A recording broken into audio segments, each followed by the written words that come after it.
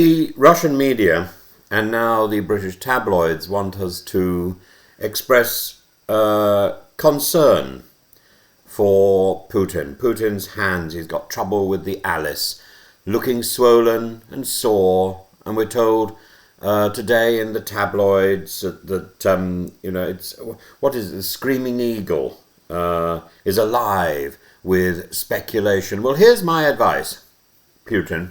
Get a new doppelganger, get Botox, get a better hand job, give up the Ukraine war. There are options here. Go back to the Smeg fridge.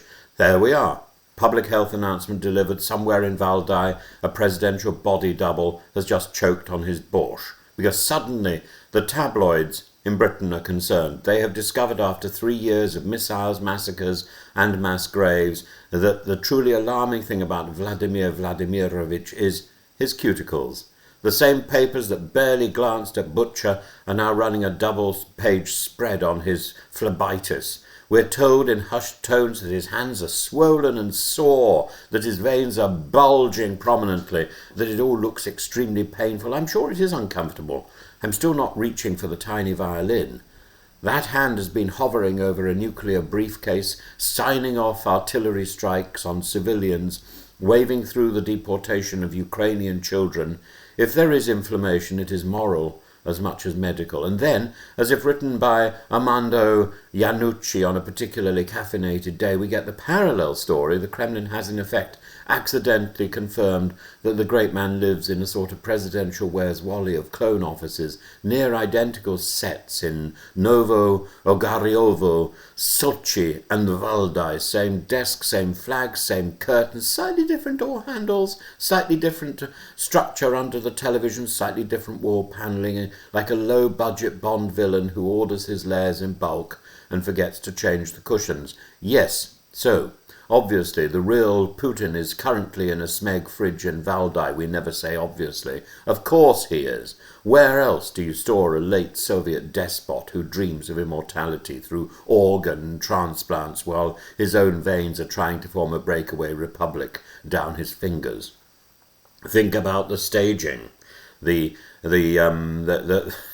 hammy Harry Styles are bloated. The man who spent years having himself photographed bare-chested on horses now appears on a basketball court of all places with a hand that looks like it's lost an argument with a beehive. He clenches it, he hides it, he pushes it behind a lectern, yet every camera in the hall zooms on the very thing he wants to conceal. The Ukrainians respond with admirable theological clarity. Apart from the fact that they're covered in blood up to the elbows, his veins are bulging too, quite. But the Kremlin wants sympathy, wants us to look at those swollen and sore fingers and see a tragic, overworked grandfather soldiering on despite his ailments, barely threatening the UK with radioactive tsunami between bouts of hand cramp. This is the new script. Yes, he has nukes. Yes, he has cruise missiles. But he also has a touch of the varicose. Pity him. I don't.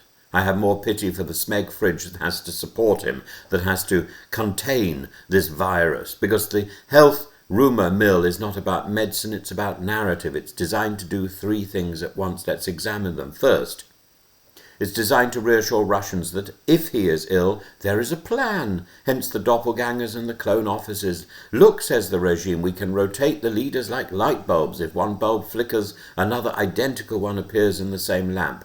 Continuity of oppression is guaranteed. Second, it sends a message to the elite. Do not get ideas. You may think the old man is fading. You may think he has trouble with the sponge monkey facility. But we have 20 versions of him in cold storage in 3 different offices to confuse you. Stage left, Novo, Ogariovo. Stage right, Sochi. Trapdoor to the underworld, Valdai. Try a coup if you like. We will simply move the furniture around and pretend he was someone else he was somewhere else all along. Of course he's someone else. We haven't seen him for years. Third, it invites the West to indulge in amateur neurology instead of strategic clarity. Do not worry about Ukraine's ammunition or Russia's collapsing economy. Worry instead about whether the right hand suggests Parkinson's and the left suggests steroids. Worry about what the right hand is doing. It is gossip as displacement activity. Which brings me back to the only medical advice that remotely matters. Stop the war, and half your symptoms disappear. Imagine the consultation. Mr. Putin, you present with swelling of the hands, insomnia, paranoia, chronic aggression, and an uncontrollable urge to threaten Britain with undersea nuclear torpedoes.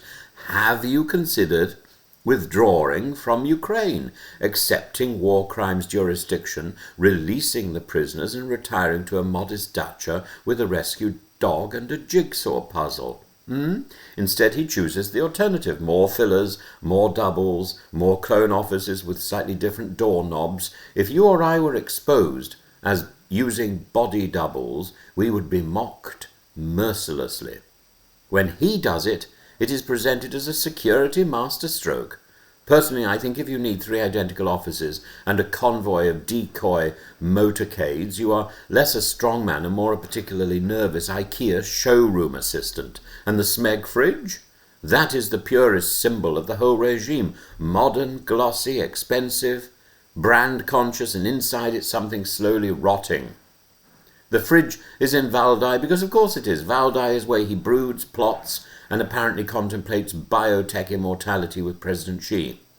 2 septuagenarians chatting about living to 150 while their countries bleed young men onto foreign soil, the world's bleakest episode of Dragon's Den. The tabloids want you to believe that this is a tragic story. The aging warrior, betrayed by his own body, veins bulging as he bravely clings on. I prefer a different framing. This is the natural history of tyranny. The man who declared Ukraine did not exist now discovers that cartilage and collagen have other ideas. Gravity is non-negotiable, even for a KGB colonel. So, when you see the close-up of the hand, do not think, poor Vladimir, he must be in pain. Think, that is the hand that signed the order that levelled Mariupol. When you read the breathless scoop about his secret clone hideouts, do not murmur, how fascinating. Ask, why does a man who claims to be adored by his people need 3 identical offices and a permanent escort of doctors and food tasters? And when some breathless pundit whispers that maybe, just maybe, his failing health will save us all, remember that sick men often do stupid things. I'll bring the whole world down around me. A frail autocrat with a myth of historical destiny and a nuclear arsenal is not reassuring. You do not outsource regime change to his varicose veins. Hence, the only serious line in an otherwise unserious talk, the end point has to be political and military defeat, not the hope that the Smeg fridge door fails to seal properly and seizes up. Ukraine needs air defences, shells, jets and guarantees, not another 6 months of Western commentators peering at screenshots like wartime chiromancers trying to assess Putin's hand position. Putin's hand position is simple. Put it away. Put your hand back in your pockets and stop being such a silly boy. As for Putin's plea for sympathy, look at my poor hands. The answer is simple. I will reserve my sympathy for the hands digging bodies out of the rubble in Kharkiv, for the hands of Ukrainian surgeons operating in basements, for the hands of mothers clutching a phone that doesn't ring because a son is in a filtration camp. Those hands are swollen and sore too, but not from clutching a nuclear briefcase or messing around posing for photographs or trying to seal the Smeg fridge door. So yes, Vladimir, there are options. As you were so kindly advised, get a new doppelganger, get more Botox, get a better hand job from whichever terrified Kremlin medic drew the short straw this week. Most of all, get out of Ukraine, get back in the Smeg fridge, shut up, close the door gently behind you, the world will knock when it needs to retrieve you for The Hague.